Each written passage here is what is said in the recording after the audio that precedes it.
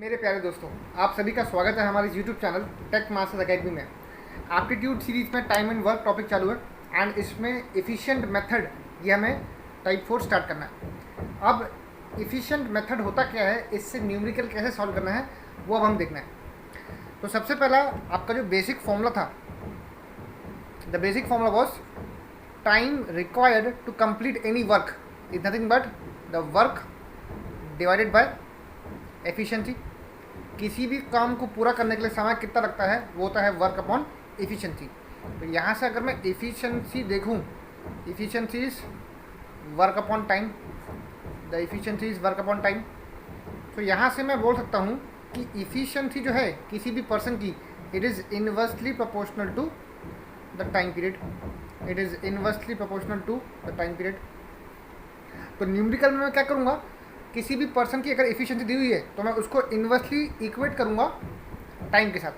ठीक है, सबसे पहला क्वेश्चन देखते हैं क्या लिखा है। If A and B can do a job together in 7 days।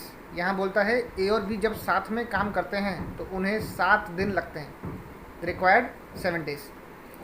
If A is 1 and 3/4 times as efficient as B. अब ए की एफिशिएंसी ज़्यादा है बी से कितना टाइम्स, 1:4 टाइम्स। अब यहाँ पे दिया एक फ्रैक्शन 1:4 टाइम्स। इसको सॉल्व करने का तरीका कैसा है, आप 4 को सबसे पहले 1 से मल्टीप्लाई करो, then +3 divided by 4, denominator multiplied with 1 +3 upon 4, तो ये होता है 7/4। तो इसका मतलब मैं बोल सकता हूँ कि efficiency of A is nothing but 1/3/4, जिसको मैं लिखा हूँ 7/4 टाइम्स इफिशियंसी ऑफ बी। तो आप यहाँ से बोल सकते हो that efficiency of A upon efficiency of B is 7/4, is 7/4। अब इसको समझने के लिए मैं क्या करता हूँ, मान लो इफिशियंसी ऑफ ए कितनी है, वो है 7 units per day, this is 7 units per day. And efficiency of B कितनी है, वो है 4 यूनिट्स पर डे। ठीक है, हमने दोनों की इफिशियंसी को इक्वेट कर दिया। इसके बाद का क्वेश्चन क्या बोलता है, the same job can be done by A alone is. अगर वो सेम जॉब ए अगर खुद अकेला करे तब उसे कितना समय लगना चाहिए, आपको वो निकालना। तो आपको time duration of A and B दिया हुआ है 7 days, आपको निकालना है time duration by A. So time taken by A to complete the work is question mark. अब हमें बेसिक कंसेप्ट पता है that efficiency is inversely proportional to time, efficiency is inversely proportional to time। तो आपको ए की efficiency पता है, ए की इफिशियंसी पता है, आपको उसका टाइम ड्यूरेशन पता है, तो वो आ जाएंगे डिनोमिनेटर में टाइम ड्यूरेशन ऑफ ए। आपको ए और बी दोनों की इफिशियंसी भी पता है एंड आपको दोनों का टाइम ड्यूरेशन भी पता है ए प्लस बी का। सी एफिशिएंसी ऑफ ए मैंने अभी वर्कआउट किया था, वो था 7 यूनिट्स पर डे, तो यहाँ पे आ गया 7। Efficiency of A plus B, मैं 7 और 4 को साथ में ऐड कर लेता हूँ, तो यह आ जाएगा 7 + 4 equals to time taken by A plus B, वो आपको दिया हुआ है 7 days का, and time taken by A you have to work out. तो यहाँ से 7 कैंसिल हो जाएगा। Time taken by A alone to do the work is nothing but 11 days, is nothing but 11 days। मैंने जस्ट क्या किया, मैंने इफिशियंसी को इन्वर्सली प्रोपोर्शनल टू टाइम के कंसेप्ट के साथ लगा के इसको सॉल्व किया। ठीक है, तो efficiency of A is inversely proportional to time of A, efficiency of A and B both is inversely proportional to time taken by A and B both. और मैंने वैल्यूज़ को फीड कर दिया और मेरा आंसर आ गया। तो इस तरीके से आप इस क्वेश्चन को सॉल्व कर सकते हैं। अब और क्लैरिटी के लिए हम दूसरा क्वेश्चन देखते हैं। Question number 2, Hemant can do a piece of work in 20 days। तो मैं लिख लेता हूँ, say Hemant can do a work in 20 days। Ravi is 25% more efficient than Hemant. Statement क्या लिखा है, रवि इज 25% मोर, यहाँ पे मोर वर्ड इंपॉर्टेंट है।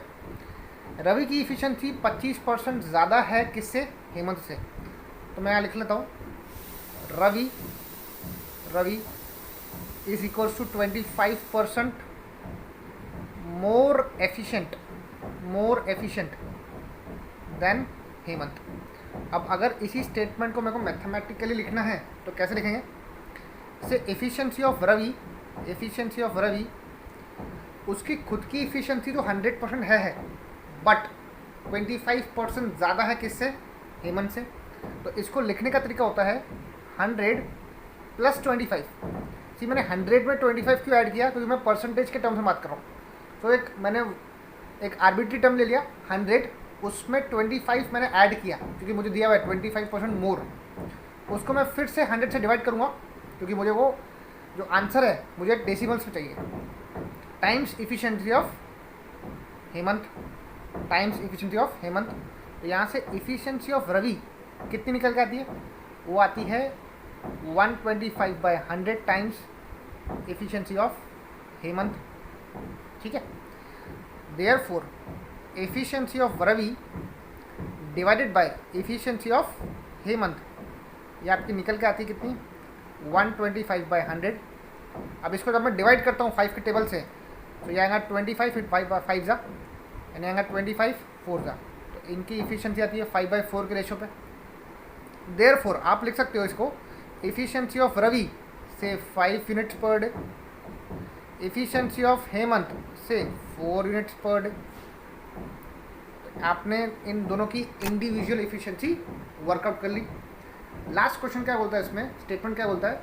The number of days taken by Ravi to do the same work. अब रवि को कितना समय लग रहा है आपको वो निकालना है। तो बहुत ही सिंपल है, मुझे पता है efficiency is inversely proportional to the time period. It is inversely proportional to the time period.